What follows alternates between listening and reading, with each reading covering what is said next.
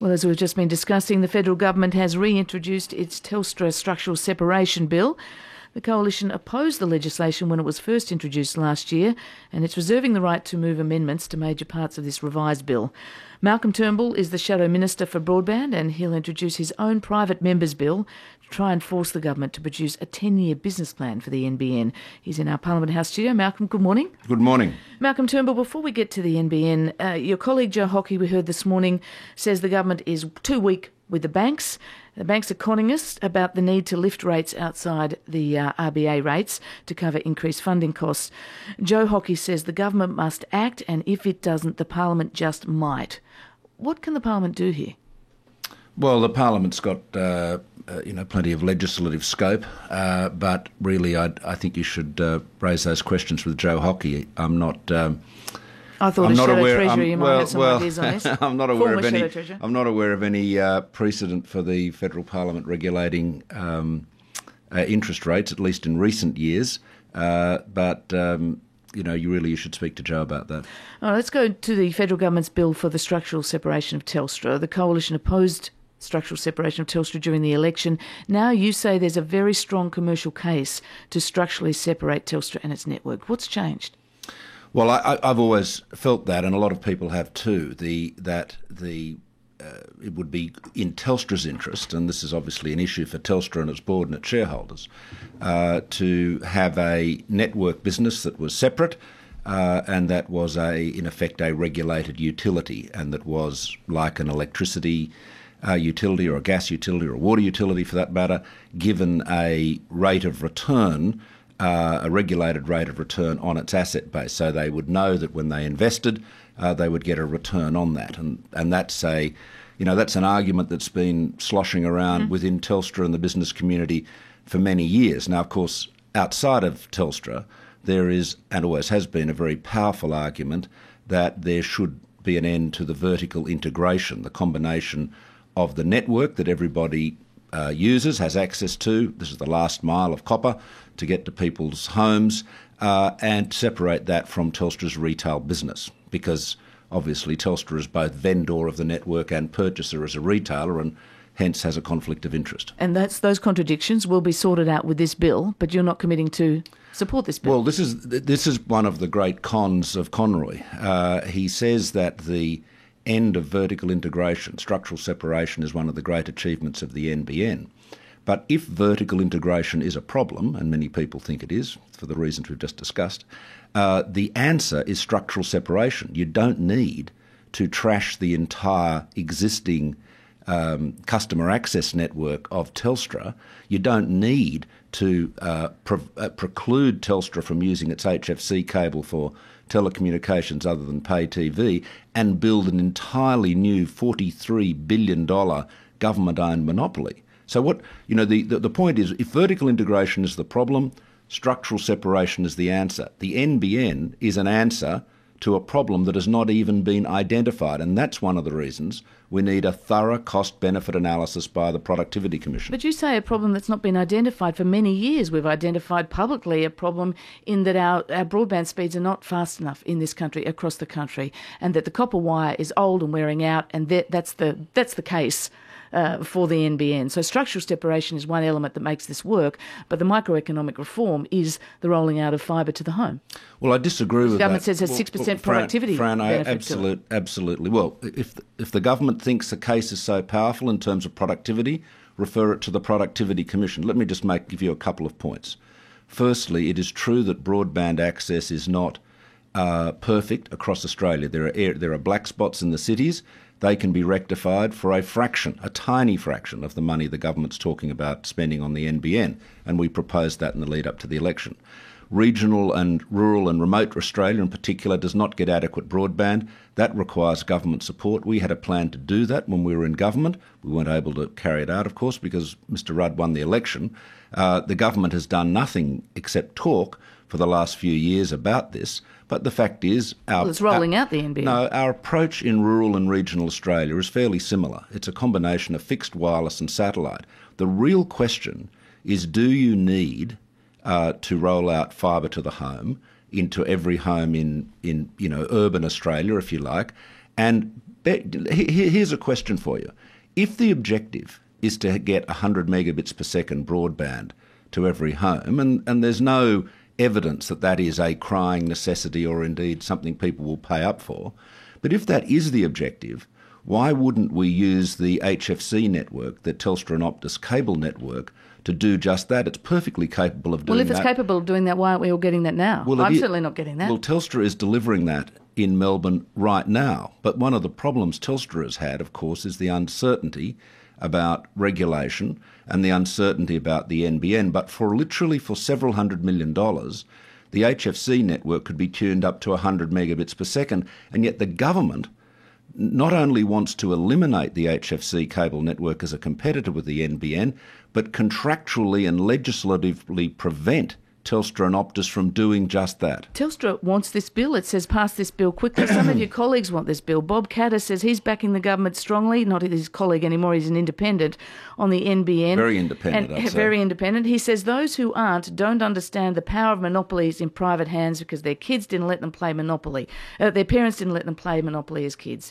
Did you play Monopoly as a kid? Well, yes, the answer is that, and as an adult. I think it's a great game. But I'll just tell you, Bob was told by the government that the purpose of the NBN was to end Telstra's monopoly and provide competition for Telstra. In fact, that's the monopoly he's talking about there.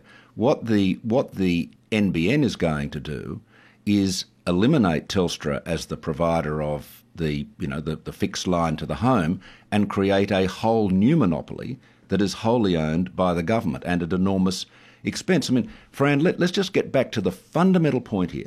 This is the biggest infrastructure investment in our country's history. The government has said again and again infrastructure projects need a thorough cost-benefit analysis, yet they refuse to do one on this project. Why? If it is as good and wonderful and productive as Conroy says it is, then he should have no fear of sending it to the Productivity Commission. It won't delay construction, it won't delay a rollout, but it will certainly ensure that we understand the economics of it and all of the benefits and challenges that it involves. All right, there's much more discussion to be had on that issue. I'm sure we will over the coming weeks. If I can ask you now about the water debate, because your name features in this debate because you were the minister at the time who introduced the Water Act of 2007. Now, plenty of people, including some on your side of Parliament, and I quote National Party Senator Fiona Nash, say there is a real question about whether that act prevents the equal treatment of the environment and the economic and social needs. And people are now talking about the need to overhaul that act, rewrite that act. Well, look, I just refer everybody to the Act. The Act goes through at great length the need to consider socio-economic consequences of cuts in diversions of water to agriculture. But you have to remember the whole purpose of the Act, the whole purpose of water reform in Australia, in inland Australia, has been to increase the allocation of water to the environment. It has been recognised by governments of both hues, of every hue, right across the board, that there has been a massive over-allocation of water to consumptive uses, mostly agriculture, with little regard to the environment. I mean, water used for irrigation, for example, in the Murray-Darling Basin, nearly trebled between the late 50s and 2000. There was very little regard paid to the needs of the environment, and everybody across the board understands we made a mistake there and changes have to be made. The question is how much water needs to be recovered for the environment and how do you do it? Now, that is what we're having a debate about. But and critics of the Act say the Act doesn't allow that balance necessarily to be found because it prioritises the environmental flows. Now, everyone understands more water needs to get into the river, and they're now talking about the balance.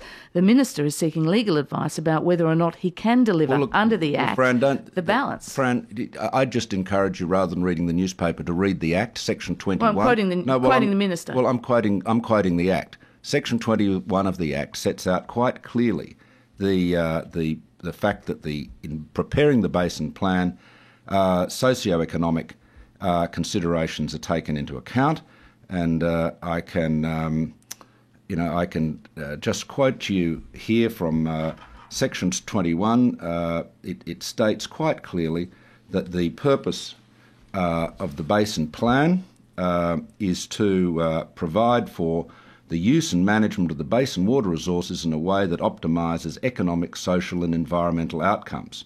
It goes on to say that the plan must be developed having regard to the best available scientific knowledge and socio-economic analysis. It must have regard to the consumptive and other economic uses of basin water resources.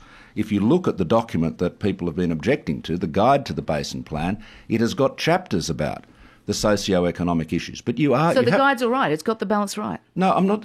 No, the question is the amount of water that you're going to divert to the environment. The MDBA in its guide talks about a range between 3,000 gigalitres a year on average, and I think about 7,500. And it acknowledges in its own paper that you couldn't seriously consider going to the upper limits, even though the lower limits, is that enough, do you think, to replenish the Murray-Darling? That's why we've got a very elaborate consultation period about, because you see, essentially, what you're talking about is a form of triage. You cannot restore every environmental asset in the Murray-Darling Basin without really diverting an enormous amount of water away from agriculture back to the environment. So a judgment has to be made about a couple of things. What are the environmental assets that you are definitely going to keep watering and preserve? Number one.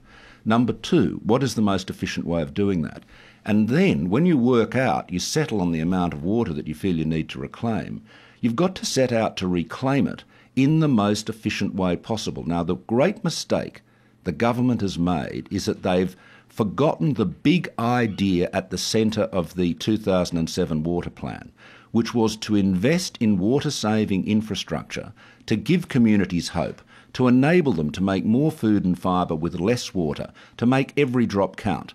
And all they have done is go in there and willy-nilly buy water, and in doing so have not enhanced our productivity and our food security at all. Yes, they've got water back for the environment, but they've done so at a much heavier cost to the communities and to agriculture than was needed. So we're running out of time here, but you're basically saying that those spending on that infrastructure would save the water, a lot of the water needed. Well, we heard from Mike Young. Well, that was the whole centre of the plan in 2007. But not all water scientists agree with that. They say it's not going to have those savings. We heard from Mike Young from the Wentworth Group early this morning. Well, I mean, look, can I tell you that is, I know Mike Young very well. I can't imagine he said something as simplistic as that. But the fact is, if you've got a system of open channels, for example, that delivers water from a river or a dam to an irrigation area and is losing 30% of the water through evaporation and seepage, and you pipe it, then you save all those losses. It's the engineering of this is actually not very complicated. The issue is the design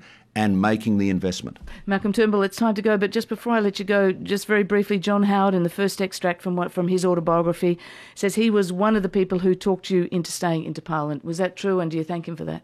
Well, I thank John for all the advice he's given me over the years, but many people, when I said I was going to retire from Parliament, many people, thousands of people in fact, encouraged me to stay, and obviously John was one of them, and a very influential one he was too. Malcolm Turnbull, thanks for joining us on Breakfast. Thanks. Malcolm Turnbull is the Shadow Minister for Communication and Broadband in our Parliament House studios. It's 8 minutes on RN Breakfast.